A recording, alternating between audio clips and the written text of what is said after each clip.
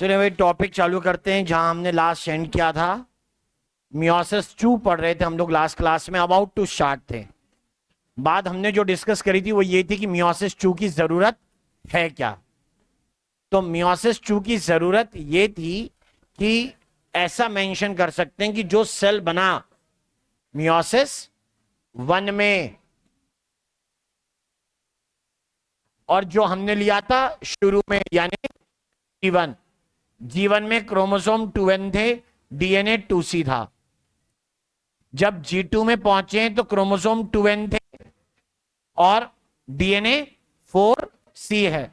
अब आगे बात आती है कि मियोसिस फर्स्ट के टाइम क्रोमोसोम के नंबर तो आधे हो गए, यानी कितने n, लेकिन डीएनए अभी भी कितना है 2c।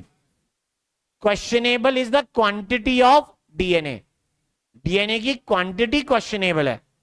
तो डीएनए की क्वांटिटी जब क्वेश्चनेबल होती है तो इसका मतलब हम मेंशन करते हैं कि सेल को दोबारा डिवाइड करना पड़ेगा।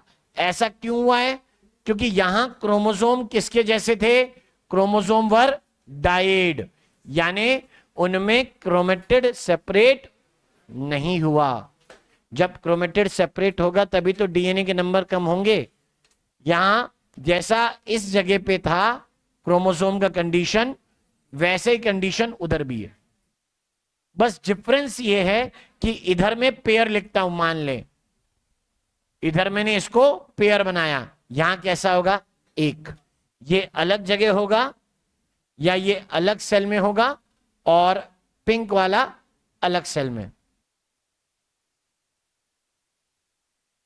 क्रोमोसोम अनपेयर्ड हो गए लेकिन सिस्टर क्रोमेटिड अलग नहीं हुए। यही सबसे बड़ा प्रॉब्लम है। इसीलिए रिक्वायरमेंट थी मियोसिस सेकेंड की। तो मियोसिस सेकेंड के पहले बीच का जो इंटरवल हुआ था उसका नाम था इंटरकाइनेसिस। इसके बाद जो होगा वो इंटरकाइनेसिस कहलाएगा। स्टेप का नाम हमने मेंशन किया था और कहा था कि इंटरकाइनेसिस में किस चीज का डुप्लीकेशन होता है? इंटरकाइनेसिस डुप्लीकेशन ऑफ, तो कहते हैं क्या डीएनए का डुप्लीकेशन होता है? नहीं होता। सेंट्रियोल्स या सेंट्रोसोम का होता है? यस होता है। यानी डीएनए को लिखा है ना कट कर दो, ऐसा नहीं होगा। डीएनए ऑलरेडी 2 गुना है, हमें तो उसी को कम करना है। हमें ले जाना है इस कंडीशन तक।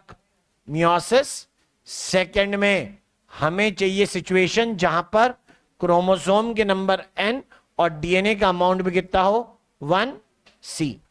हमें इस सिचुएशन तक जाना है। ये हम मेंशन क्या करते हैं? अगला जो डिवीजन है उसमें क्रोमोसोम के नंबर चेंज नहीं हो रहे हैं। मियोसिस 1 से मियोसिस 2 में जब गए तो मियोसिस 2 में क्रोमोसोम के नंबर चेंज नहीं होते। जिसमें क्रोमोसोम के नंबर चेंज नहीं होते ऐसा डिवीजन क्या कहलाता है? माइटोसिस। कंपेयर करो, अगर पेरेंट सेल वही है जीवन वाला, ठीक है, अगर ये पेरेंट सेल है तो मैं कहता हूं कि इसमें यहां पे 2c है, ठीक है, यानी डीएनए का अमाउंट डबल है, उस डीएनए के अमाउंट को क्या कर दिया हाफ। ठीक, तो कुछ केसेस में ये माइटोसिस के जैसा है, नंबर ऑफ क्रोमोसोम सेम रह गए, और बाकी केसेस में माइटोसिस नहीं है। जहां माइटोसिस के जैसा है बता देंगे, जहां उसके जैसा नहीं है वो भी हम डिस्कस कर लेंगे। याद करो पिछले क्लासेस में हम लोगों ने एक जगह बादल बना के लिखा था, how meiosis differs from mitosis. याद आ रहे हैं? कितने 4 पॉइंट हैं उसमें, 5वां हम अपनी तरफ से ऐड करते हैं।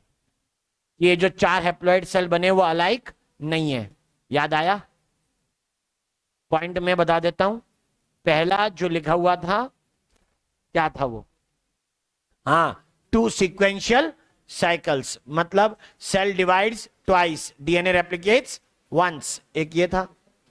दूसरा पॉइंट हमने लिखा हुआ था उसके अंदर पेयरिंग ऑफ होमोलोगस क्रोमोसोम्स, के आगे लिखा हुआ था रिकॉम्बिनेशन, के बाद लिखा हुआ था 4 हैप्लॉइड डॉटर सेल्स। जबकि माइटोसिस में कोई हैप्लॉइड नहीं, उसमें डिप्लॉइड पेरेंट लोगे, डिप्लॉइड डॉटर सेल्स बनेंगे। यहां पे डिप्लॉइड का क्या हो गया है? हैप्लॉइड। अच्छा, और डिफरेंस बताने हो तो ये कह देना कि माइटोसिस चाहे डिप्लॉइड सेल में हो चाहे हैप्लॉइड सेल में हो, लेकिन मियोसिस हैप्लॉइड सेल्स में नहीं होता। हैप्लॉइड ऑर्गेनिज्म में हो सकता है, हैप्लॉइड ऑर्गेनिज्म में हो सकता है, हैप्लॉइड सेल में नहीं। पढ़ा है हम लोगों ने ये चीज, राइट। तो ऐसे में चलो मेंशन करते हैं हम लोग मियोसिस 2 के बारे में। तो मियोसिस 2 इज लाइक माइटोसिस, वो माइटोसिस के जैसा ही है। स्टेज का नाम बस दे देंगे, prophase of meiosis 2, metaphase of meiosis 2, anaphase of meiosis 2, telophase of meiosis 2। ऐसा करके हमने मेंशन कर दिया। अब जो चीजें सेम निकल रही हैं डिफरेंट निकल रही हैं उन सबको समझ लेते हैं। ठीक है, सारी चीजें सेम, सब कुछ वैसा ही जैसा किसमें हुआ, माइटोसिस में। ठीक है, सब कुछ वैसा का वैसा ही होगा। लेकिन मुझे याद आ रहा है कि मैं एनाफेज के बारे में कुछ भूल रहा हूं, मैं उसे करेक्ट करना चाहता हूं एनाफेज में। ठीक है, यहां क्रोमेटिड के डायड है, सॉरी क्रोमोसोम डायड फॉर्म में, मतलब एक क्रोमोसोम पे कितने क्रोमेटिड है, 2। अगर ऐसा है तो यहां पे कुछ इस तरीके का दिखेगा, ध्यान देना एनाफेज पे क्या दिखा। या चाहो तो पहले मेटाफेज 2 ले लो, मेटाफेज 2 से आप बना लेना एनाफेज 2। डायग्राम पे ध्यान देना, अपने आप वो चीज समझ में आ जाएगी जिसके बारे में हम डिस्कस कर रहे हैं। क्या हमने लाल पीले और गुलाबी नीले यही बनाया ना, ओके। तो हम कहते हैं मेटाफेज 2 के टाइम पे ऐसा कुछ देखने को मिला कि ये, याद रखना कोई एक ही पढ़ सकता हूं मैं, दोनों नहीं पढ़ सकता, ध्यान दे देना इस बात पे। या तो मेरे पास ये पीला लाल होगा या पीला और लाल होगा, या सॉरी लाल पीला होगा, ये पीला और लाल है, ये बना दिया लाल। लो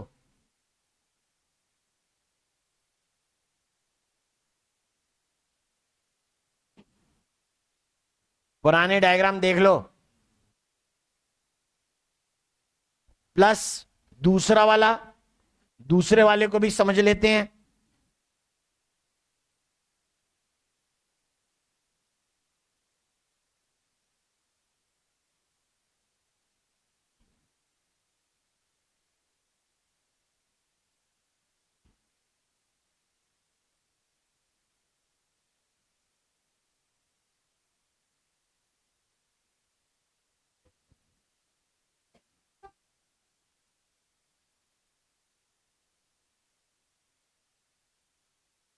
होमोलोग में से कोई एक है ना, एनाफेज 1 देखो, फोटो भी बनाई होगी तुमने।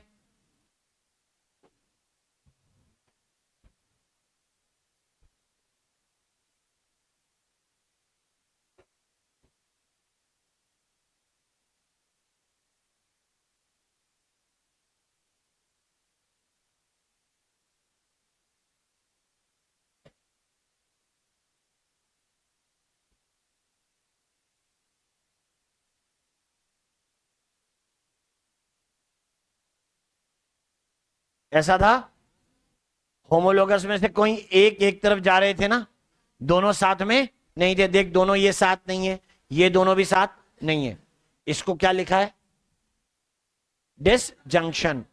याद आया, उसको डिसजंक्शन का ऑलरेडी कब हो चुका है, एनाफेज 1 में। ऐसे में ये भी कह सकते हैं, मान ले ये फादर से आया हो लेकिन ये मैटरनल है, ठीक है, और ये पैटर्नल और ये मैटरनल, इसे क्या कहेंगे, इंडिपेंडेंट असॉर्टमेंट। कुछ एग्जाम्पल बताए थे यहां पे कि दो एक जैसे एक साथ नहीं जाएंगे, एक और एक अलग हो जाएंगे, अलग हो गए, इसे कहा डिसजंक्शन।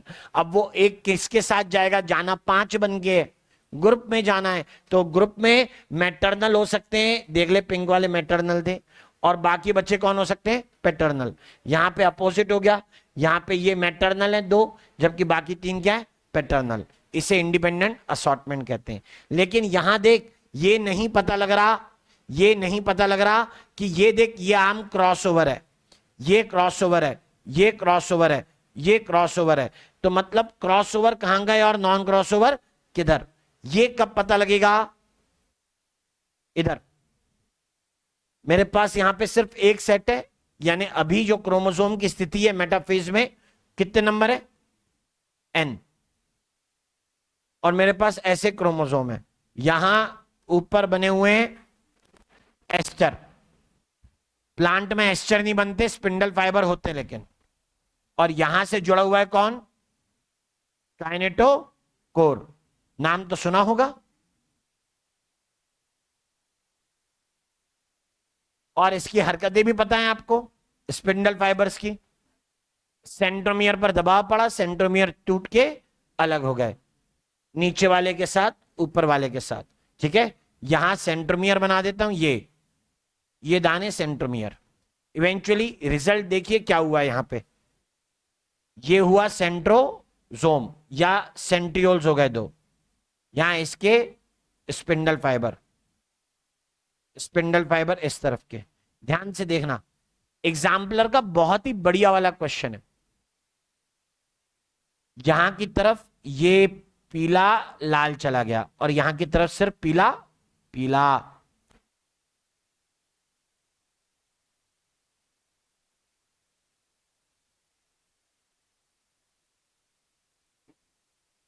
तो बाकी हिस्सा बना देते हैं जो कैसा होगा? लाल। यानी इस पोल की तरफ क्रॉसओवर गया, इस पोल की तरफ नॉन क्रॉसओवर। आई बात समझ में? फिर सुनो, नीले पीले, नीले और गुलाबी की भी बात कर लेते हैं। यहां पर इसमें भी ऐसे ही दिखा देते हैं, कुछ मजा आएगा बताने में एक्चुअली, इसलिए वही ज्यादा सही है। ये क्रोमेटेड बना दिया हमने और ये बना दिया इसका बचा हुआ पोर्शन। लीजिए, ये हो गया क्रॉसओवर। जबकि दूसरी तरफ जो गया है वो क्या हो जाएगा?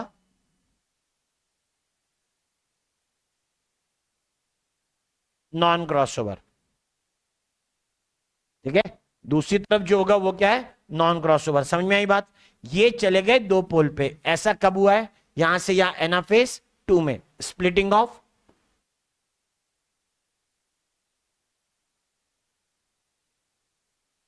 सेंट्रोमियर, सेंट्रोमियर स्प्लिट कर गए। और यही वो समय जिस समय ये सिस्टर क्रोमेटेड जो शायद क्रॉसओवर हैं या क्रॉसओवर नहीं है, वो भी एक दूसरे से अलग हो जाते हैं। यही वो समय जहां एक्चुअल में पता लग जाएगा कि कौन से गैमीट रिकॉम्बिनेंट होंगे और कौन से parental type. The actual gene constitution of the gamete will be decided in anaphase 1 या एनाफेज 2, या final gene constitution will be decided in anaphase 2। तो कंपेयर कर रहा है, एनाफेज 1 में केवल हैप्लॉइड हैप्लॉइड हुआ था किनारे किनारे पर, यहां एनाफेज 2 के अंदर हैप्लॉइड के अलावा यह भी हो गया कि हम तुमसे अलग हैं। ठीक है, हम तुम्हारे जैसे नहीं है। ये होंगे नॉन पेरेंटल टाइप्स या रिकॉम्बिनेंट। नीचे वाला क्या बनवाने वाला है? Parental type. ओके, ऐसा ही मियोसिस 1 के दूसरे प्रोडक्ट सेल के साथ भी होगा, वो भी इसी तरीके का कुछ कर रहा होगा। बात समझ में आ रही है? उसमें भी यही होगा, क्रॉसओवर और नॉन क्रॉसओवर। ठीक है, तो स्प्लिटिंग ऑफ सेंट्रोमियर हुई, सेपरेशन ऑफ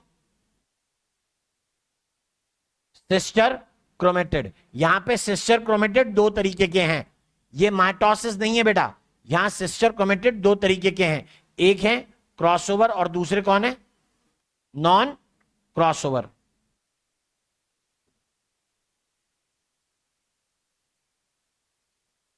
एक क्रॉसओवर है और दूसरे नॉन क्रॉसओवर है। तो splitting of centromere, separation of sister chromatid, crossover and non crossover, ऐसे हमने मेंशन किया। नाउ सी दिस, इसे समझ लीजिए। हमने ऐसा कुछ कहा तो इसी बेसिस पे लिखा जाता है कि that final gene constitution of gametes will be determined in anaphase 2। कहने के लिए सेग्रीगेशन यानी डिसजंक्शन, इंडिपेंडेंट असॉर्टमेंट यानी नया सेट बनना, ये कब हो गया था? एनाफेज 1 में। लेकिन फाइनली डिसाइड करना कि कौन सा पेरेंटल कौन सा नॉन पेरेंटल गेमीट होगा, ये किस में डिसाइड होगा, एनाफेज 2 में।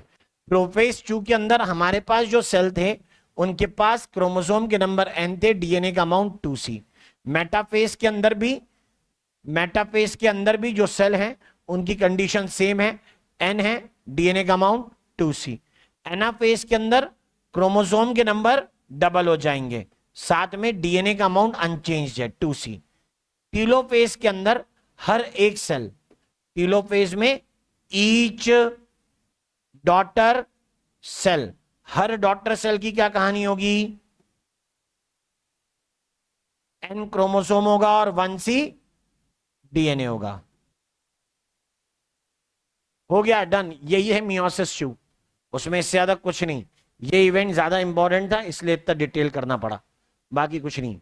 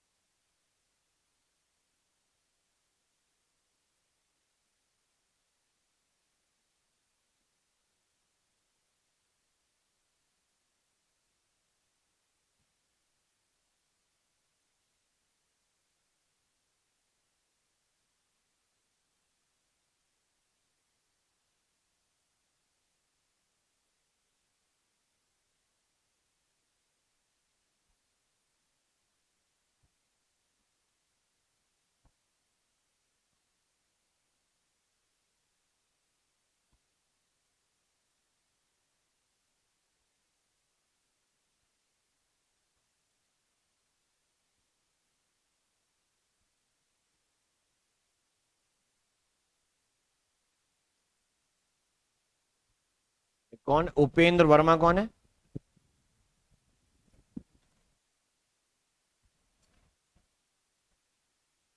फिजिक्स केमिस्ट्री पढ़ता है क्या? बायो के क्वेश्चन नहीं करता है? कितने करता है? जितने मतलब?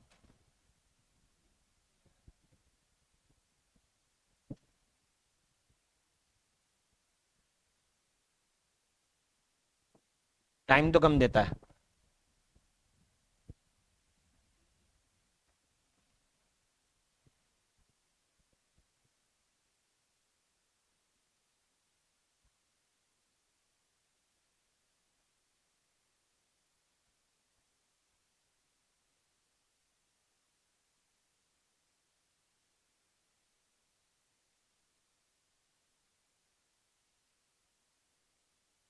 हाशिम कौन है बेटा? थोड़ी डायरेक्शन वाइज करो, है ना? नहीं तो होगा ये कि हम बायो में तो ले आएंगे बहुत सारे नंबर, लेकिन उससे अकेले कोई फायदा है क्या? नहीं। थोड़ा सा प्रैक्टिस बढ़ाओ, देखो टाइम बढ़ा के क्या पता हमसे और अच्छा होने लगे फिजिक्स केमिस्ट्री में भी। समझे? आसान है, मुश्किल नहीं है तुम्हारे लिए 500 क्रॉस करना जिस हिसाब के तुम्हारे बायो में नंबर है।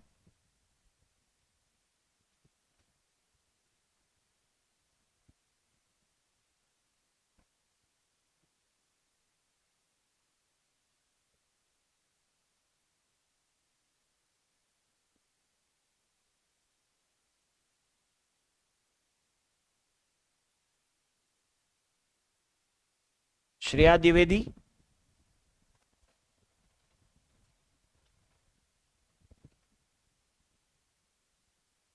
मुझे तो तुम्हारा नाम कुछ और लगा था। तुम इसी बैच में हो?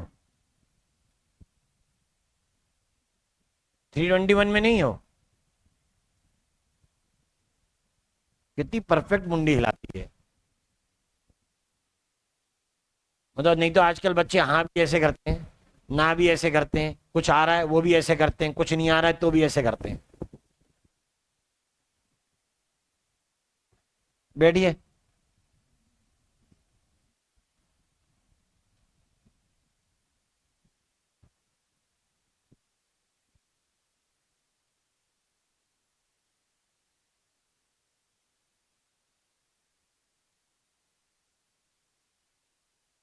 देवांश तिवारी, कितना समय पढ़ते हो? 3-4 घंटे? उसमें 2 घंटे बायो के हो गए तुम्हारे, यही है? बाकी 1 घंटे में फिजिक्स हमसे कुछ खास हिलता है नहीं। समय खत्म। समय बढ़ा पाएंगे? बढ़ाना पड़ेगा। बनाओ ऐसा कुछ टाइम टेबल, कम से कम 5 घंटे की इफेक्टिव स्टडी हो। मतलब 7 घंटे का टाइम टेबल होना चाहिए, तब 5 घंटे की इफेक्टिव स्टडी निकलती है।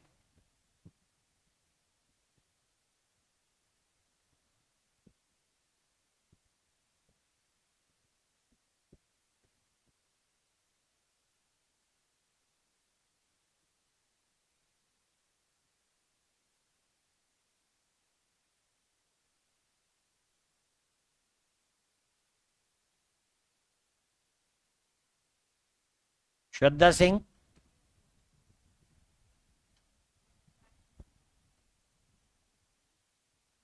क्या बोला तुमने?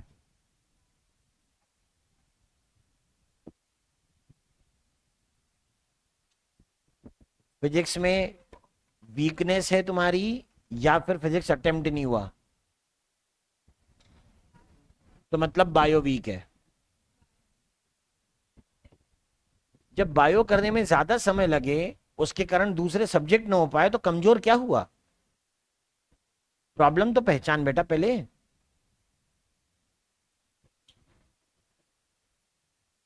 आई बात समझ में? मॉड्यूल पूरे करें। बायो के पूछ रहा हूं। ये किस तरह के क्वेश्चन गलत होते हैं? एरर बुक बनाइए। गलत होते नहीं होते हैं तो कभी पूछिए, तो बताएं क्या करना पड़ेगा। डाउट मत पूछ, ये पूछ कि सर मैंने ये क्वेश्चन किए, ये इतने गलत हैं, इस तरीके के क्वेश्चन गलत है, तो मैं क्या करूं? डाउट से तो तुम्हें ही जूझना है, ये सत्य है। हर समय डाउट बताने वाला कोई नहीं मिलेगा, और हो सकता है कि डाउट आखिरी दिन तक क्लियर ना हो।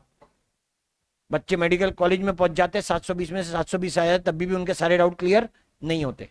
लेकिन कम से कम ये पूछो कि इस तरीके के क्वेश्चन मेरे गलत है तो मैं क्या करूं। एनालाइज करेंगे ना। कितने टेस्ट हो गए? तीसरे में सुधार करना है, करिए जल्दी से जल्दी।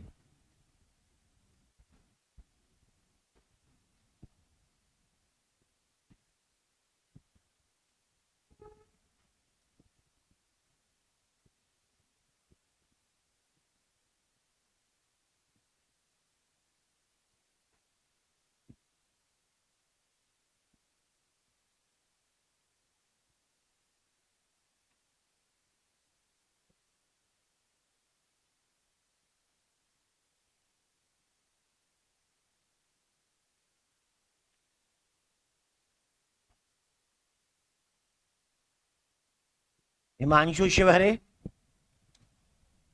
मॉड्यूल करता है बेटा? डीपीपी, सच बताना, कितने सही होते हैं? 15 में से कितने सही होते हैं डीपीपी में? 8 या 9 होते हैं। तो अपन बाकी 7-8 का क्या करेंगे? कभी पूछेंगे? जल्दी से जल्दी सुधार करेंगे कि नहीं?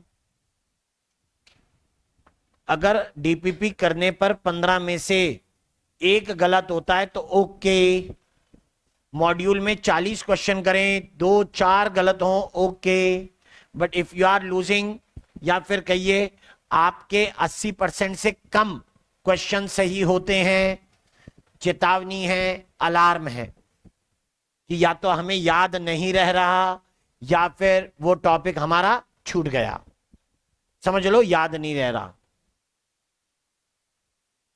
तो ये 50% सही करके ये नहीं सोचना है कि इतना बहुत है,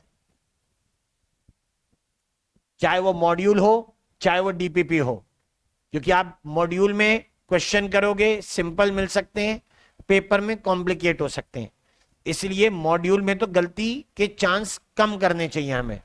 तो अगर कभी भी क्वेश्चन करते समय आपके लेस देन 80% स्कोर होते हैं तो मिस्टेक को फाइंड आउट करना जरूरी है। इसी स्टेज पर जब एक पेपर 2 पेपर हुए, आगे नहीं हो पाएगा कुछ, आगे हम फंस जाएंगे फिर।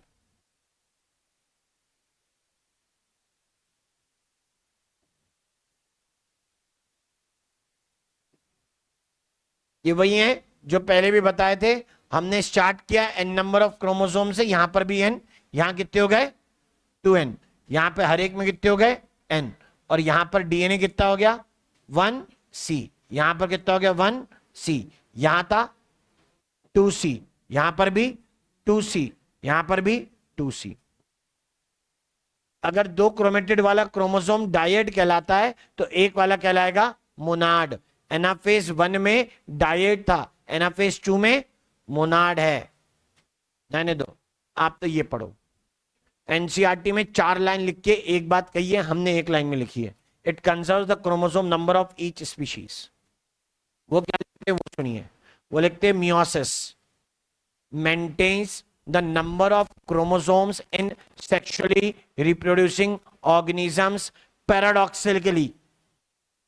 राइट, क्या मतलब इसका, और आगे और भी कुछ है, पहले पैराडॉक्स पे रुक जाते हैं।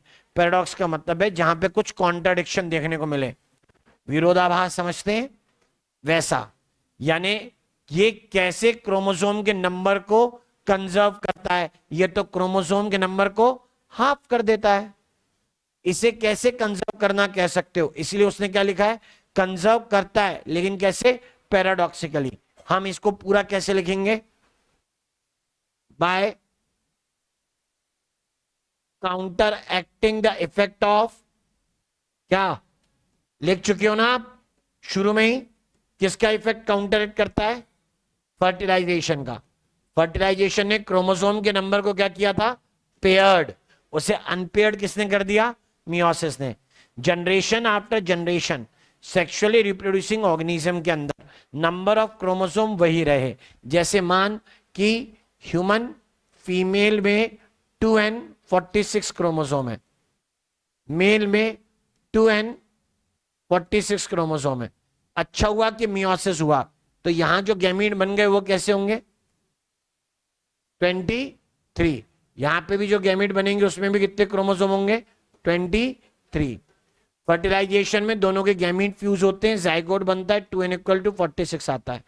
इमेजिन करिए मियोसिस ना हो, 46 क्रोमोसोम मदर से 46 फादर से आए, यानी बच्चे जो होंगे उनके अंदर क्रोमोसोम के नंबर बढ़कर कितने हो जाएंगे 92।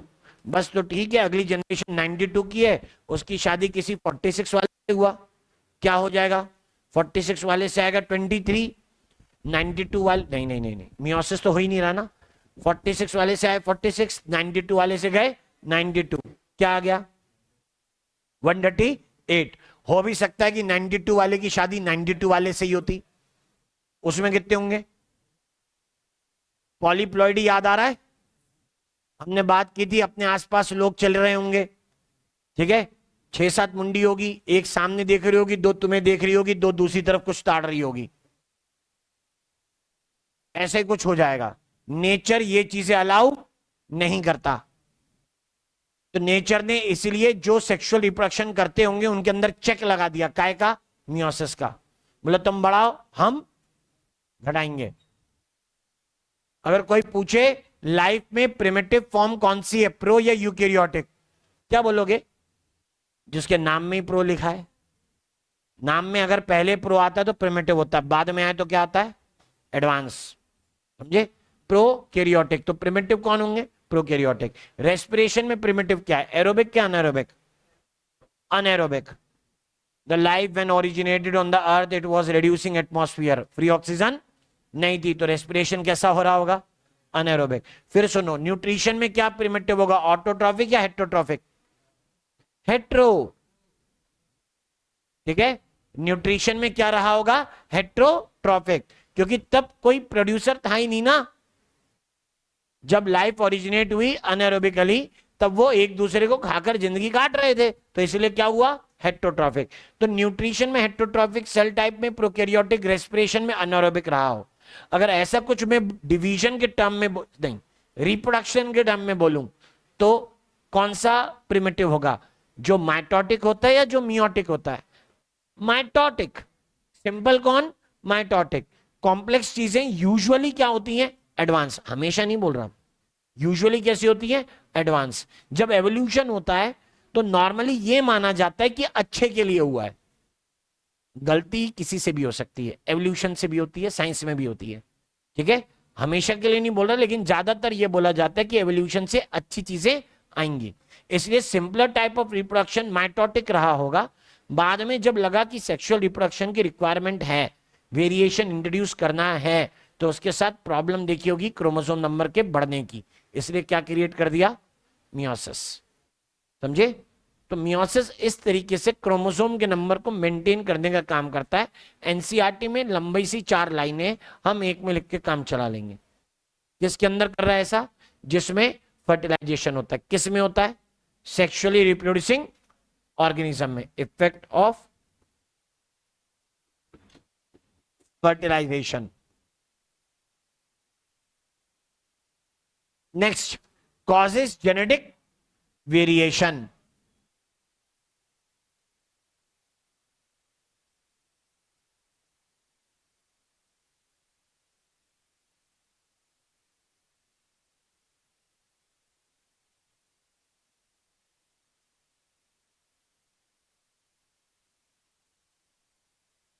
ये जेनेटिक वेरिएशन लाएगा, मतलब जनरेशन आफ्टर जनरेशन। मियोसिस किस में हुआ है, गैमेट बनाने के लिए। अगली जनरेशन कौन बनाएगा, जाइगोट। जाइगोट किसने बनाया, फ्यूजन ऑफ गैमीट्स ने। इसका मतलब गैमीट में अगर कोई चीज बदल गई तो वो जाइगोट में, जाइगोट से नए इंडिविजुअल में जाएगी, ऑब्वियस है, इसलिए उसको क्या बोलते हैं, जेनेटिक वेरिएशन। गैमीट में आने वाले चेंजेस जर्मिनल वेरिएशंस हैं, और वो अगली जनरेशन में जाएंगे, इसलिए उन्हीं को क्या माना जाता है, जेनेटिक वेरिएशंस। ये वो कारण है जिसके कारण ऑस्प्रिंग अपने पेरेंट के जैसे नहीं दिखते। तो genetic variation is occurring due to crossing over, इसमें एक लिखा है, मैं तो एक से ज्यादा रीजन जानता हूं। क्या, अगर प्रोफेज 1 में हुआ तो क्रॉसिंग ओवर, एनाफेज 1 में हुआ तो इंडिपेंडेंट असॉर्टमेंट। आई बात समझ में? ठीक है, इंडिपेंडेंट असॉर्टमेंट भी एक रीजन है जिसके कारण नए सेट बनते हैं, कुछ कैरेक्टर मदर के जैसे, कुछ कैरेक्टर फादर के जैसे। ये क्या है, इंडिपेंडेंट असॉर्टमेंट का नतीजा है, ये क्रॉसिंग ओवर का नतीजा है। ठीक है, ऐसी बात याद रखें। In the population of organism it is important for evolution.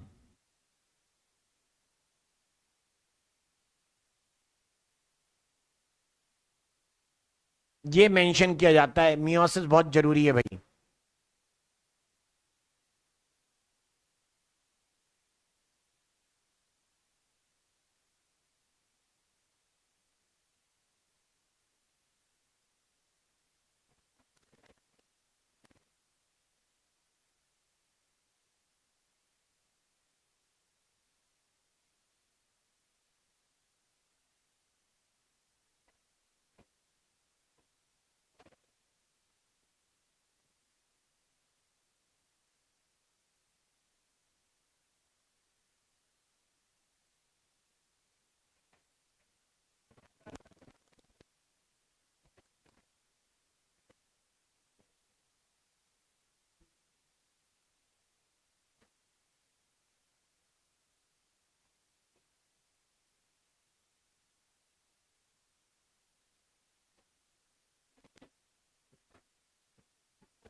Done.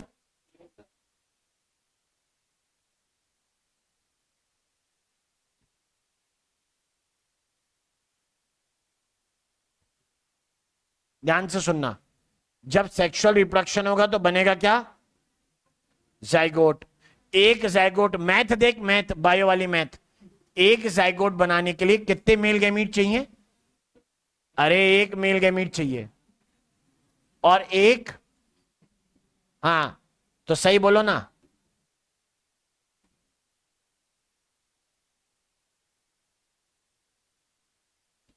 ऐसे ही लिखते हैं। अगर इस तरह की बात हम लोग कह रहे हैं तो बात सुनना, जाइगोट कहां है तो वो सुनो। हम कहते हैं जाइगोट होगा किसमें? इन सीड। किसके? Of seed plants.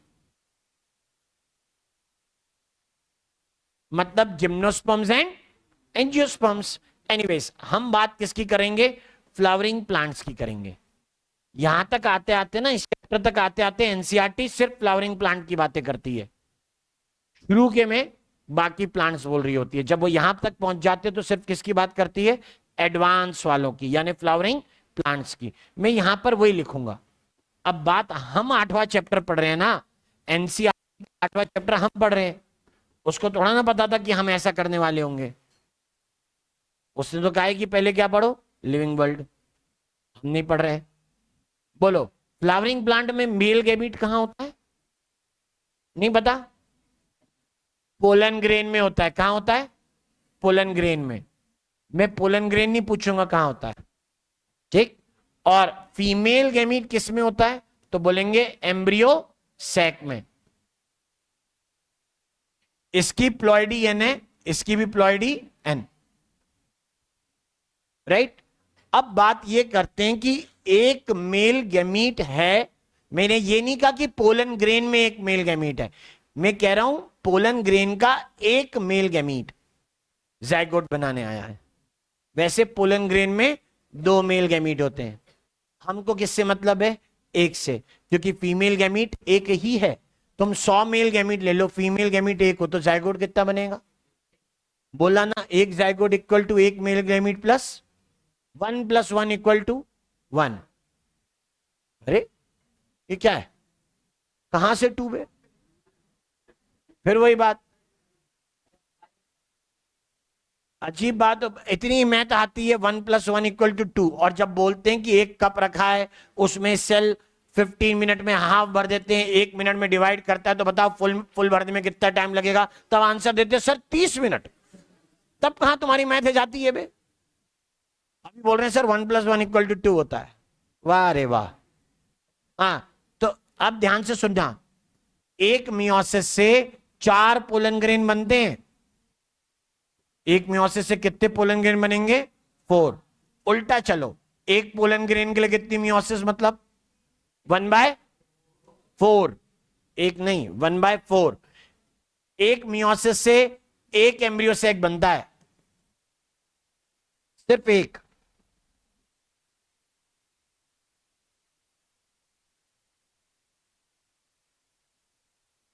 राइट। तो अब बात हो रहे हैं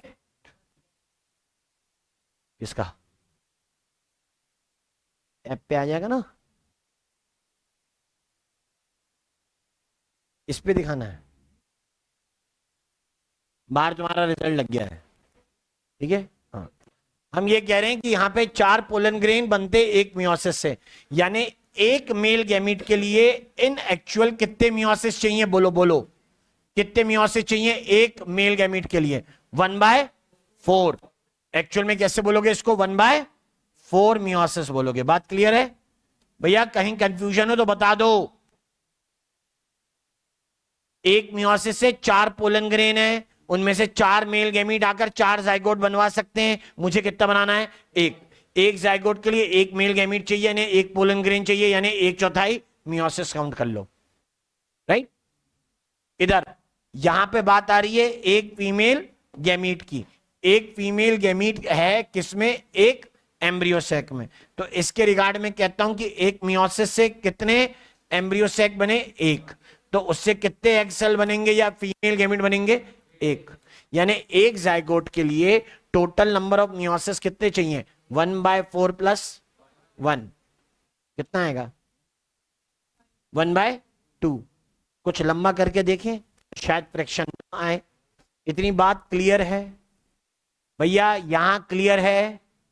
कुछ दिक्कत अगर है तो अभी बोल दो, आगे का प्लस माइनस तुम्हें करना है, समझे?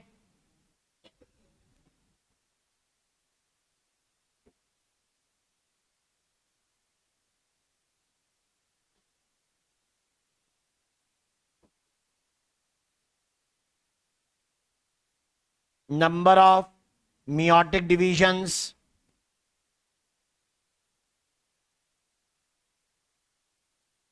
to form 200 seeds in a flowering plant.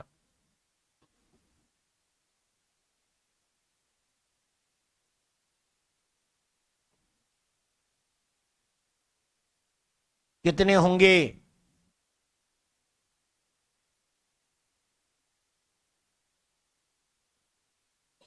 अरे अपना करना, सबको बताना जरूरी है क्या?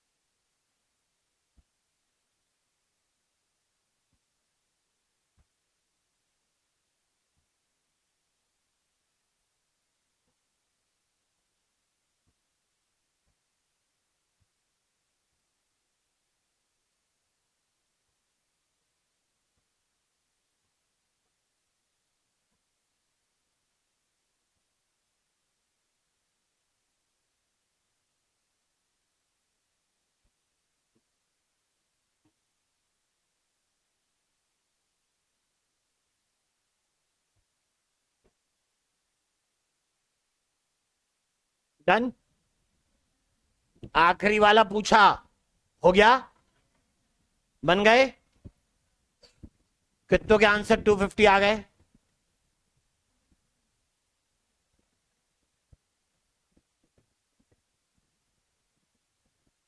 नीचे कर लो, मैंने देख लिया है। उनको दूसरा क्वेश्चन देना है जिनके 250 नहीं आया। नहीं आया? कितना? 225, 225।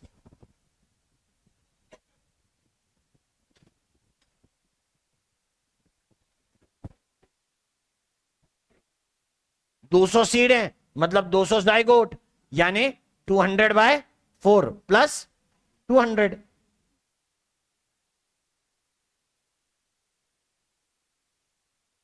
अबे ठीक है, तुम बताओ ना ठीक है कि नहीं है? तुमने क्या किया है?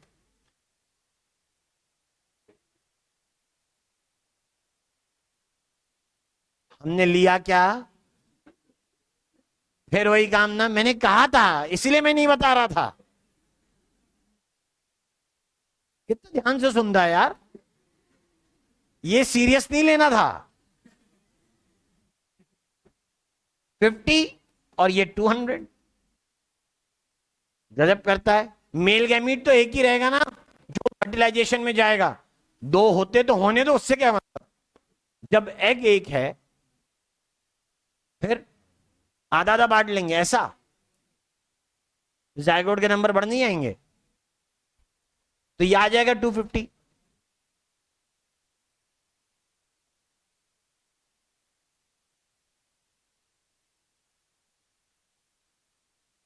हाँ, तो बहुत लोगों ने बताया नहीं उनके 250 आया कि नहीं, ना वहां पे हाथ खड़ा किया कि आया, और ना यहां हाथ खड़ा किया कि 250 नहीं आया। जब आ गया तो नकल करेगी।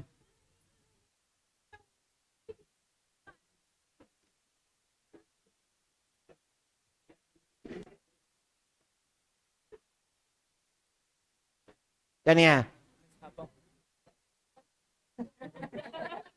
तो ऊपर लिखना, जाइगोट में 1 की जगह 200 लिख, मेल गैमीट में 1 की जगह 200 लिख, फीमेल में 1 की जगह 200 लिख।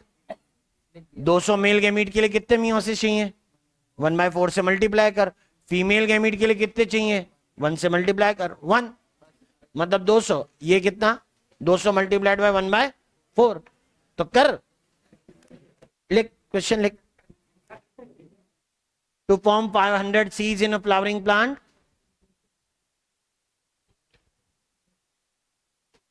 सबके लिए, to form 500 seeds in a flowering plant, 500 seeds in a flowering plant.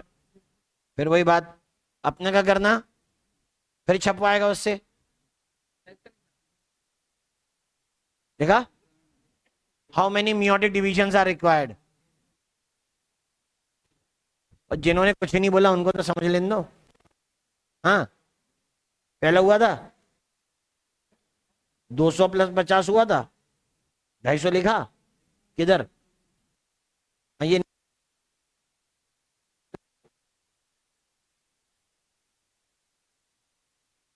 500 seeds. नहीं, मुझे नहीं। आ गया तो खेती करो, तुम बीज लगाओ जाके। मियोटिक डिविजन, बता कितना?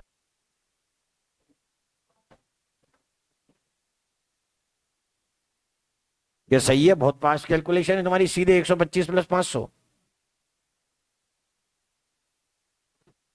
क्या रहा है वो, छोड़, चबा क्या रहा है?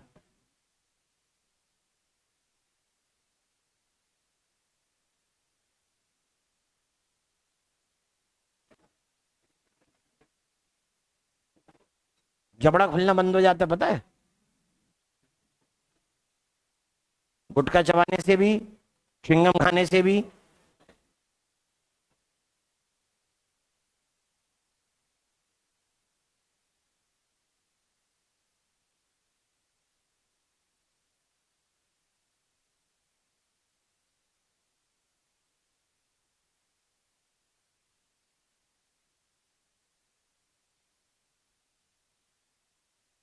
पोलन ग्रेन है, इधर पलट, एम्ब्रियो सेक है। भाई ऐसा मत करो यार, कोई नोट्स देखेगा तो मेरी भी इज्जत के साथ जुड़ी है। तो अगले का आंसर 625 है।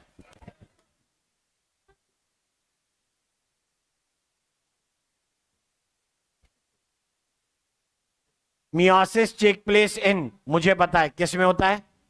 जो सेल कैसे होंगे? डिप्लॉयड होंगे, उनके अंदर होता है। और ऐसे सेल को क्या कहा जाता है? मियोसाइट। ऐसे सेल को हम लोग मियोसाइट कहते हैं। यानी आंसर क्या है? ए। अनफॉर्चुनेटली हमने बायोलॉजिकल क्लासिफिकेशन और प्लांट किंगडम नहीं पढ़ा। पढ़ लिया होता तो ये कैसे थे? हैप्लॉइड, ये भी हैप्लॉइड, ये भी हैप्लॉइड, तो ये आंसर हो भी नहीं सकते। मियोसाइट के एग्जांपल बोलो। जाइगोट, जाइगोट का एक और एक नाम होता है जाइगोस्पोर, और एक नाम होता है उसे कहते हैं ऊस्पोर। एक एग्जांपल होता है स्पोर, मदर सेल। एक और लिखते हैं हम लोग, वो है एनिमल में जर्म सेल्स जो गैमीट बनाएंगे। These are example where the meiosis is going to take place, right. Meiosis की डिस्कवरी हुई है 1902 में। अगर किसी को मियोसिस की स्टडी करनी है, ठीक है, अगर किसी को मियोसिस की स्टडी करनी है तो तुम्हें जरूर एनिमल सेल के एग्जाम्पल दिए हैं, लेकिन पढ़ने के लिए क्या यूज किया जाता है? Anther. Meiosis study more commonly क्या यूज किया जाएगा? एंथर। किताब में एनिमल सेल बताता है और इधर बोलते कि प्लांट सेल को कॉमनली पढ़ा जाता है। अगर माइटोसिस पढ़ना हो तो फिर वही वाली बात है, इसमें भी किसके एग्जाम्पल है? प्लांट सेल के। More commonly root tip, root tip को पढ़ते हैं। अगर किसी में माइटोसिस हो लेकिन जेनेटिक मटेरियल कंडेंस होकर क्रोमोसोम न बनाए, उसे एमाइटोसिस कहते हैं। ये तब होगा जब सेल को डिवीजन की इतनी जल्दी थी कि उसमें पैकेजिंग ऑफ जेनेटिक मटेरियल भी नहीं हुआ। जर्म लेयर समझते हैं?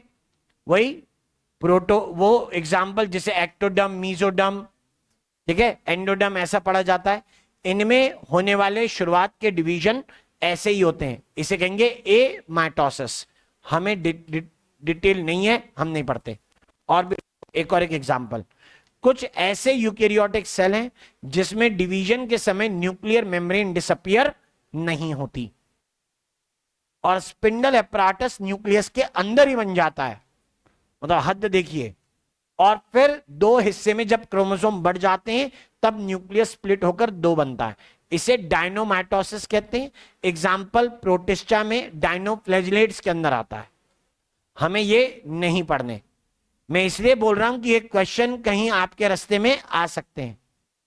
बहुत सारे उटपटांग तरीके के हैं, सारे क्वेश्चंस कर रहे हैं ऐसा जरूरी नहीं है।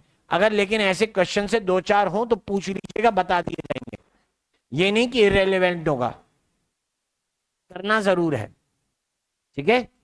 ये हमारा चैप्टर खत्म होता है जिसका नाम है cell cycle and cell division. Meiosis की डिस्कवरी मैंने बोला 1902 में हुई है और फर्टिलाइजेशन की डिस्कवरी हुई है 1894 में, राइट। सिंगेमी 1894 में डिस्कवर हुआ है, मियोसिस डिस्कवर हुआ है 1902 में। और एक भाई हुए जिनका नाम था ग्रेगोर जोहन मेंडल, वो सपना देखते हैं सिंगेमी और मियोसिस का, और वो ईयर है 1856 से 1863। जब कोई व्यक्ति बिना मियोसिस की डिस्कवरी, बिना सिंगेमी की डिस्कवरी के ये बात कहे कि जीन्स पेयर्ड होते हैं या क्रोमोसोम पेयर्ड होते हैं और फिर अनपेयर्ड हो जाते हैं, तो इसे आप सपना ही बोलोगे, इसे आप अजम्पशंस ही बोलोगे, समझे ना। उसने देखा, उसने केवल इमेजिन किया कि ऐसा होता है, जैसे मैथ्स में करते ना या फिर फिजिक्स में। लेट अस सपोज, ठीक है, वही बात किसने कही? मेंडल ने। मेंडल के वर्क से रिलेटेड चीजें आज जेनेटिक्स कहलाती है, लेकिन मेंडल के समय पे इसे हम लोग हाइब्रिडाइजेशन के नाम से जानते थे। मेंडल साइंटिस्ट फ्रेटर्निटी का यानी साइंटिस्ट बिरादरी का नहीं है, तो उसे साइंटिफिक मेथड के बारे में भी कोई आइडिया नहीं था। साइंटिफिक मेथड का आइडिया मतलब, साइंटिफिक मेथड का आइडिया होता है पहले आपको एक पोस्टुलेट ड्रॉ करना पड़ता है कि मेरा मानना है, अब आपके मानने में भी पहले के लोगों की सहमति होनी चाहिए, समझे। यानी सीक्वेंस ऑफ इवेंट्स हो, एक्सपेरिमेंट्स हो जिसमें कुछ चीजें अनआंसर्ड रह जाएं और आप उसका आंसर खोजने चलें, तो आप उसका माना हुआ आंसर बताओगे। जैसे सेल थ्योरी में क्या चीज बतानी रह गई? Origin of cell. इसी चीज को आगे किसने बढ़ाया? रुडोल्फ विर्चोव ने। यानी साइंटिफिक मेथड ऐसा ही है। रुडोल्फ विर्चोव ने अपना काम करते समय पहले यही बोला होगा कि सेल थ्योरी में कहा गया है, या पहले के ज्ञानी लोग कह के गए हैं कि सेल से सेल के प्रोडक्ट यानी टिश्यूज बनते हैं। मैं जानना चाहता हूं कि सेल किससे बनता है। अगर टिश्यूज सेल से बनते हैं तो क्या सेल सेल से बनता है या फिर किसी और चीज से बनता है, मैं इसके बारे में जानना चाहता हूं। ये मेरा टॉपिक ऑफ स्टडी है। ये किसने माना होगा? विर्चोव ने। हमने वो चैप्टर नहीं पढ़ा और सीधे हम लोग 12th की एनसीईआरटी में आ रहे हैं जिस चैप्टर का नाम है फोटोसिंथेसिस। उसमें ना एक लिस्ट ऑफ साइंटिस्ट है पूरे सीक्वेंस में। लिस्ट ऑफ साइंटिस्ट सीक्वेंस में क्यों आ रही है? वो सीक्वेंस में इसलिए आ रही है जो पहले वाले ने बोला बाद वाला उसमें वेरिफिकेशन करता है, अपनी नई बात बताता है। दूसरे के आगे तीसरा वेरिफिकेशन करता है, अपनी बात बताता है, चौथा, पांचवा, ऐसे लाइन ऑफ साइंटिस्ट होती चली आती है। यानी साइंटिफिक मेथड का मतलब है कि पुराने साइंटिस्ट ने जो बात कही है उनकी बातों को आगे बढ़ाना, उसे सत्य या फिर गलत साबित करना, सीधी बात। यानी कल को अगर तुम ये कहो कि मुझे लगता है कि न्यूटन्स लॉ ऑफ मोशन पूरी तरीके से सही नहीं है, तो तुम किसके बात काम कर रहे हो? न्यूटन के। तुम्हारी बात बीच में किसने, क्यों लग रहा है कि तुम्हारी बात सही है, तो तुम उन लोगों को ढूंढोगे जो न्यूटन की बात को अपोज करते हैं। इसे कहते हैं साइटेशन। और तुम तब जाके कमेटी के सामने बैठोगे, 4 लोग बैठे होंगे, वो 4 लोग जो कहेंगे वो आपको डिसाइड करेगा कि आप ये रिसर्च करते हो या नहीं। समझे? तो यानी साइंटिफिक मेथड में पहले आपको पोस्टुलेट ड्रॉ करना है जो प्रीवियस की हुई स्टडी के ऊपर बेस्ड होते हैं। उसके बाद आप एक्सपेरिमेंट परफॉर्म करते हो अपनी पोस्टुलेट के ऊपर, और अगर आपका एक्सपेरिमेंट आपके मानने के माफिक आ जाता है, वैसे ही आता है जैसा आपने माना है, तब आपका वो पोस्टुलेट कन्वर्ट हो जाता है। उसे कहते हैं लॉ, एक्सपेरिमेंटली वेरीफाइड। ये इस तरीके से डिफाइन होगा। अगर कोई ऐसा नहीं करता, इसका मतलब है वो साइंटिफिक मेथड फॉलो नहीं करता।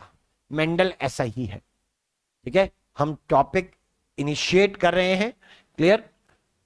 चैप्टर की हेडिंग नेक्स्ट क्लास से डालेंगे, लेकिन पढ़ना हम यहीं से चालू कर देंगे। चैप्टर का नाम principles of inheritance and variation.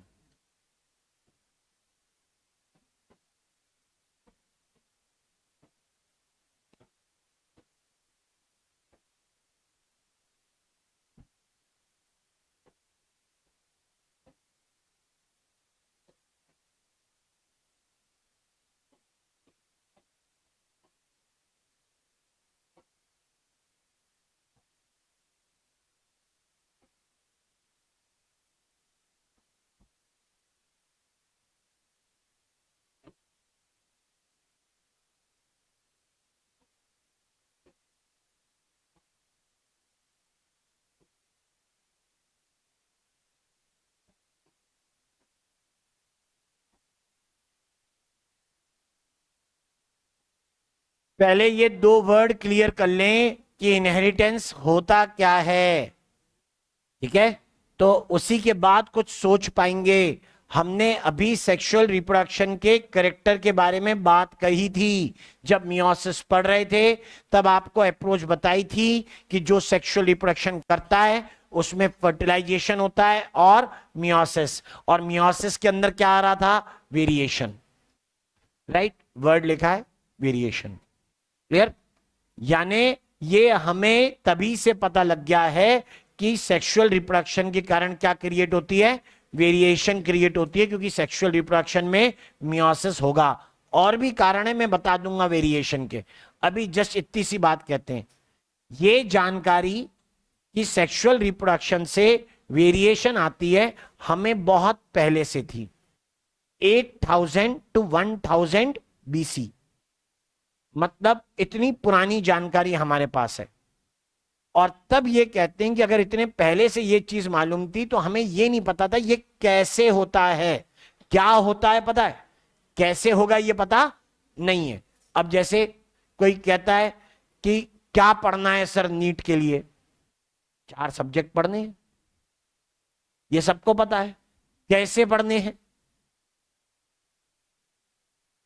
Right, biology searching about how it happens, ये हुआ कैसे, क्योंकि मैक्सिमम चीजें यहां पे इन्वेंशन की नहीं है, डिस्कवरी की है। पहले हम पहले से एग्जिस्ट करने वाली चीजों को तो पढ़ लें, उसके बाद कुछ इन्वेंट करने के बारे में सोचेंगे। तो हम पहले से जानी जाने वाली चीजों के बारे में जानते हैं कि सेक्सुअल रिप्रोडक्शन जब हुआ, जिसमें यूजुअली 2 पेरेंट पार्टिसिपेट करते हैं, उसके कारण वेरिएशन आती है। ये जानकारी हमारी बहुत पुरानी है। क्लियर? और इतनी पुरानी जानकारी के अंदर हम कहते हैं कि हाइब्रिडाइजेशन, जो प्लांट ब्रीडिंग का एक कन्वेंशनल या कहिए बहुत चलता फिरता तरीका है, वो हाइब्रिडाइजेशन भी सेक्सुअल रिप्रोडक्शन पर बेस्ड है। इसको मैं आगे डिफाइन करूंगा। अभी मुझे ये वर्ड पढ़ना है कि इनहेरिटेंस क्या है। तो आप, हम सब ह्यूमन बीइंग है, कारण आपके हमारे अंदर सेम सेट ऑफ कैरेक्टर्स है, इसलिए हम लोग क्या है? Human being. ये कैरेक्टर हमें कहां से मिले? अपने पेरेंट्स से। पेरेंट्स से कैरेक्टर मिलना इसे कहते हैं हेरिडिटी, जिस तरीके से मिले उसे कहते हैं इनहेरिटेंस, राइट। यानी ये कोई कहे कि बंदर की औलाद बंदर है तो वो क्या होगी, हेरिडिटी, समझे। बंदर के कैरेक्टर ट्रांसफर हुए वो क्या होगा, इनहेरिटेंस। तो दो वर्ड पहले समझ लो, एक वर्ड है हेरिडिटी और दूसरा वर्ड है inheritance.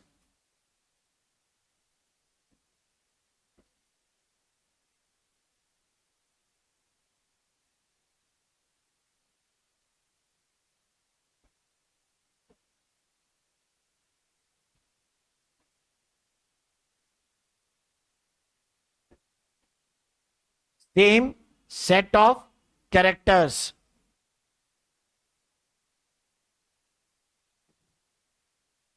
presented in group, sorry, in a population। Species word नहीं यूज कर रहे हैं, पॉपुलेशन यूज कर रहे हैं।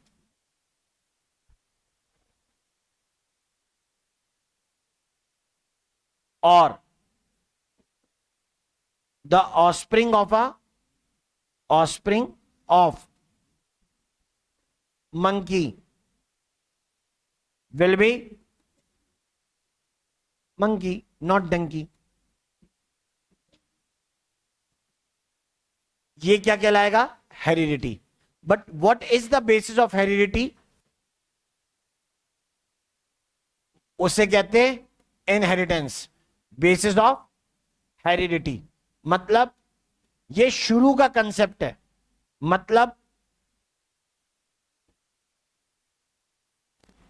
Transfer, wait, passing of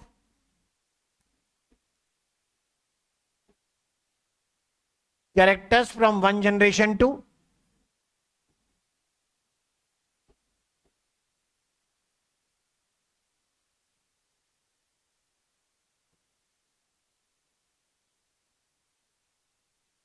other, that is called as inheritance. ये पुराना टाइम है, प्रो मेंडलियन एरा है, जिस समय ऐसी डेफिनेशन लिखी जा रही है। मतलब मेंडल से पहले से ही ये वर्ड एग्जिस्ट करते हैं, मेंडल ने नहीं दिए। और मेंडल होता कौन है देने वाला, मेंडल ने तो सेक्सुअल रिप्रोडक्शन के बेसिस स्टडी करे थे भाई, उसने जेनेटिक दिया ही नहीं है। उसको उससे मतलब ही नहीं था कि दुनिया में उससे पहले कौन क्या पढ़ के गया है या बता के गया है। उसने अपनी मर्जी से हाइब्रिडाइजेशन, अपने पॉस्टुलेट बनाए, उसने नहीं बनाए, बाद में बनाए गए। और उसने जो बातें कही बाद में उन्हें लॉज ऑफ इनहेरिटेंस की तरह फॉर्मुलेट कर दिया गया। तो Mendel person coined the term genetics, उसने सिर्फ कुछ वर्क किया है जो जेनेटिक्स का ग्राउंड बनता है। 1901 में मेंडल का वर्क रिपब्लिश हुआ है, और मैंने आपसे कहा मियोसिस डिस्कवर हुआ है 1902 में। बताइए। और ये भाई साहब क्या कहते हैं, वो लिखे ना line, characters are transferred from one generation to other. Mendel के हिसाब से एक से दूसरी जनरेशन में कैरेक्टर ट्रांसफर नहीं होते। मतलब मेंडल के हिसाब से अगर फादर की आंखें ब्लैक हैं, मदर की आंखें ब्राउन है, तो बच्चे की आंखें ब्राउन क्यों हुई, एक ब्लैक और एक ब्राउन होनी चाहिए थी अगर दो पेरेंट हैं तो। इसका मतलब यह है कि कैरेक्टर ट्रांसफर नहीं होता। उसके हिसाब से कोई एक पेरेंटल कैरेक्टर इंडिविजुअल में आता है, समझे। यानी वो कहता है कि कैरेक्टर किसी पर्टिकुलर एंटिटी के कारण है, जिसको उसने फैक्टर कहा था, और हम कहते हैं जीन। ये फैक्टर है जिसके कारण कैरेक्टर होते हैं, और ये फैक्टर पास होते हैं, कैरेक्टर पास नहीं होता। प्रूफ ऐसा है कि जब ऑस्प्रिंग होगा तो वो किसी एक पेरेंट के टाइप से कैरेक्टर को दिखाएगा, दोनों पेरेंट के कैरेक्टर एक साथ नहीं। अब जब मैं ये कहता हूं कि कैरेक्टर का मतलब यहां पे क्या था, तो मैंने कहा आई कलर, फादर में ब्लैक, मदर में ब्राउन। तो ऐसा कैसा कैरेक्टर है जो दोनों में अलग अलग दिख रहा है। कैरेक्टर का अलग अलग दिखना ही क्या है, वेरिएशन। उसी को क्या बोला जाता है, वेरिएशन। कैरेक्टर जैसा दिख रहा है उसे बोलते हैं फिनोटाइप। सारे इंडिविजुअल में एक पॉपुलेशन के अंदर कैरेक्टर का प्रेजेंटेशन हमेशा सेम नहीं है, इसी को क्या माना जाएगा, वेरिएशन। दो सिबलिंग्स, भाई बहन भाई भाई बहन बहन जो भी हो, उनमें भी सिमिलरिटी नहीं दिखती, और पेरेंट और ऑफस्प्रिंग में भी सिमिलरिटी नहीं दिखती। तो जाहिर सी बात है फैमिली के बाहर के इंडिविजुअल भी अलग तरीके के कैरेक्टर हमसे दिखाएंगे। ये सब वेरिएशंस है। तो variation occur at all levels, her level पे भाई। जैसे आप ये कहते हैं कि कहने के लिए डॉग डॉग है, लेकिन किसी ने ये कहा कि अबे ये देसी है, मेरे पास तो बॉक्सर ब्रीड है। दूसरा कहता है मेरे पास बुलडॉग है। एक बोलता है मेरे पास हस्की है, एक बोलता है जर्मन शेपर्ड है। ये क्या बात हुई, कुत्ते ही तो हैं भाई। साइंटिफिक नेम तो कैनिस फेमिलारिस ही रहेगा। तो जो मैंने नाम लिए वो सब क्या कहलाती है, ब्रीड। या फिर एनिमल्स है तो कहूंगा सब स्पीशीज, समझे। या और एक एग्जांपल देखो, कहने के लिए शिमला मिर्च मिर्च के जैसी हरी होनी चाहिए, लेकिन लाल पीली भी आती है। क्या है ये, वेराइटीज।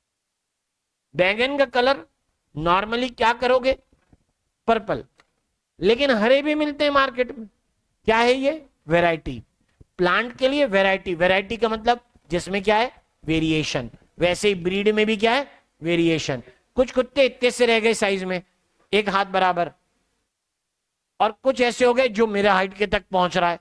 अब क्या कर सकते हैं, वजन 125 किलो। जितना मैं दिन में खाता हूं उतना वो एक समय में खाए। तो यानी आप ये बात कहते हैं कि ये वैरायटीज या फिर डाइवर्सिटी है।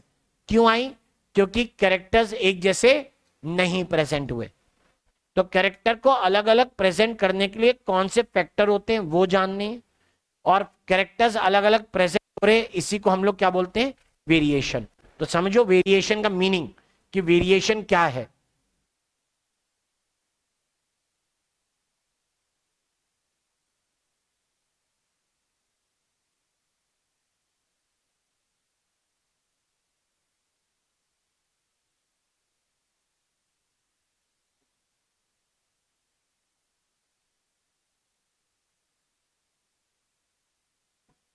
Dissimilarities among individuals of a population. एक ही पॉपुलेशन के इंडिविजुअल्स हैं, उनके अंदर डिसिमिलरिटीज है, उसको क्या बोला जा रहा है, वेरिएशन। और the expression of character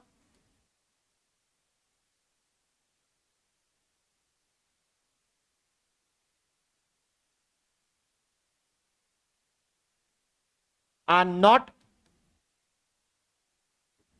always same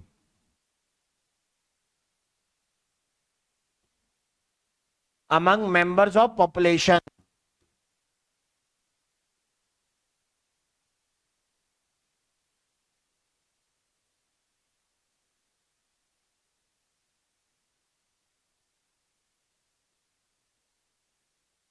उसी को क्या बोला गया है, variation. The degree of differences, कितने ज्यादा। अब वेरिएशन अलग अलग भी हो सकते हैं, एक एनवायरनमेंट के कारण आता है। जुड़वा भाई थे, एक गोवा चला गया घर से भाग के, और दूसरा घर में ही रहा। आया गोवा से वापस, पूरी स्किन टैन हो गई, धुरपट बिल्कुल, यानी पहचान में नहीं आ रहा है कि तू मेरा ही भाई है। कार्बन कॉपी बन गया एक्चुअल में, एक्चुअल कार्बन। यानी किसके कारण हुआ है ये, एनवायरनमेंट के कारण हुआ है। कोस्टल रीजन में सोलर रेडिएशन की हीट के कारण सन टैनिंग ज्यादा हुई है। थोड़े दिन यहीं रहेगा, हो सकता है रिकवर करके वापस वैसे ही हो जाए जैसा कि उसका भाई है। ये वेरिएशन सोमेटिक है, ये अगली जनरेशन में पास नहीं होती। टाइप समझे, काइंड्स।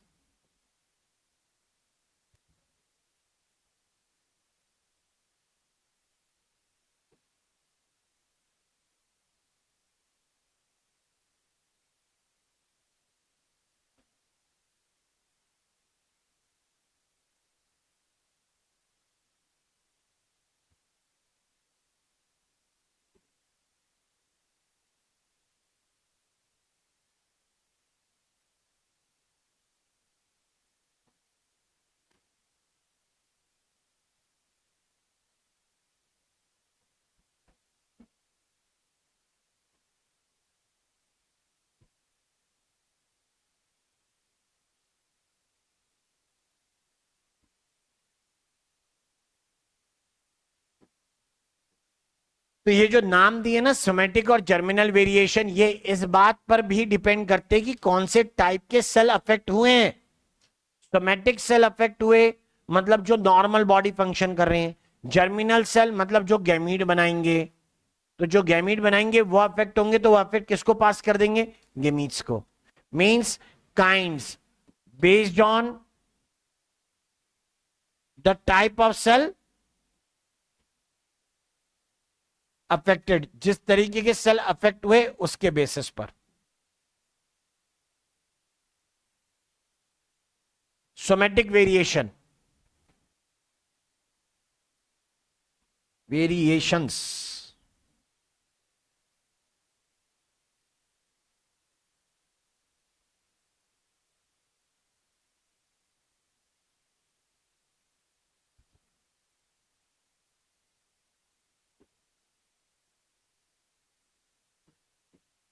इन सोमेटिक सेल। वर्ड देख क्या लिख रहे हैं? Not hereditary. देख, नॉट हेरिडिटरी, खानदानी नहीं है, या फिर और मैं लिखूंगा नॉट इनहेरिटेड, पुश्तों से नहीं मिली, inherited.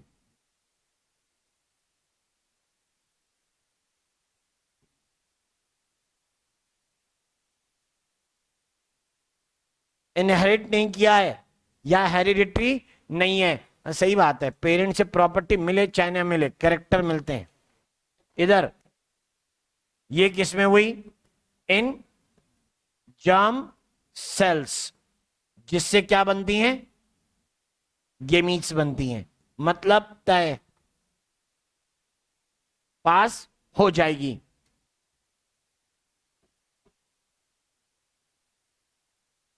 Pass on to next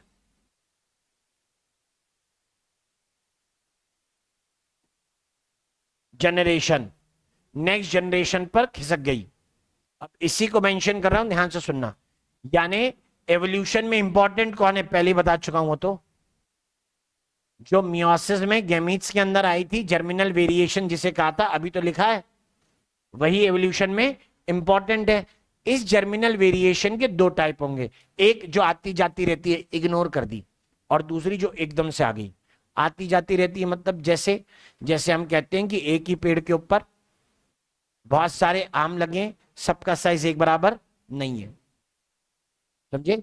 जैसे मक्के का एक पौधा है, उसमें कई सारे भुट्टे यानी कॉर्न लगे हुए हैं, और सबके अंदर एक बराबर दाने नहीं है। ये वेरिएशन कंटिन्यूअस वेरिएशंस है, इग्नोर हो रही है। इसके कई सारे कारण हो सकते हैं, इंक्लूडिंग एनवायरमेंट, इंक्लूडिंग जीन्स। दूसरी होती है डिसकंटिन्यूअस वेरिएशन, जो एकदम से हो गई, जैसे म्यूटेशन, समझे, जो एकदम से आ गई। ये अलग ही नई चीज बना सकती है, बिल्कुल नई स्पीशी क्रिएट कर सकती है एकदम से। तो जर्मिनल वेरिएशन के फिर से टाइप्स हैं।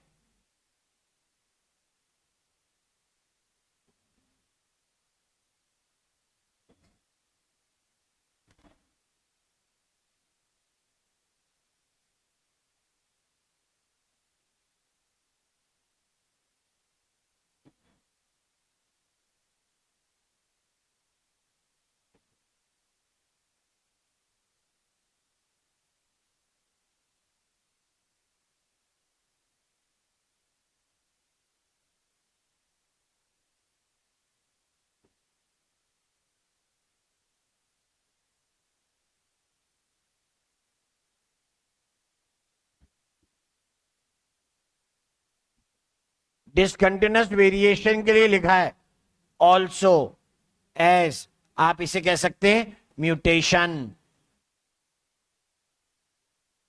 इसे म्यूटेशन भी लिखा जाता है। कंटिन्यूअस वेरिएशन के एग्जांपल बताऊंगा, like fruit size on a tree,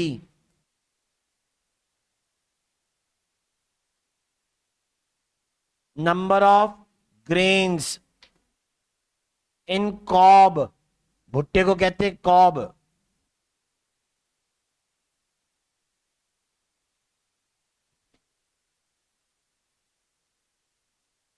ये कंटिन्यूअस वेरिएशन है।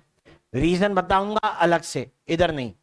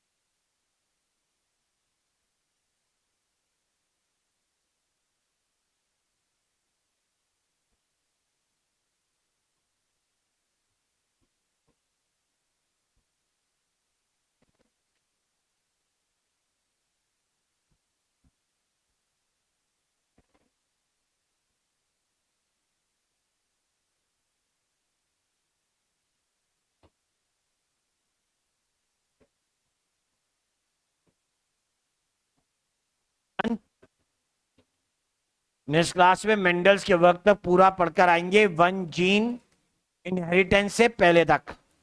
ठीक है, डेफिनेशन जो हम लोग नेक्स्ट क्लास में पढ़ लेंगे वो होमोजाइगस और हेट्रोजाइगस की होंगी, और गार्डन पी के कैरेक्टर्स भी।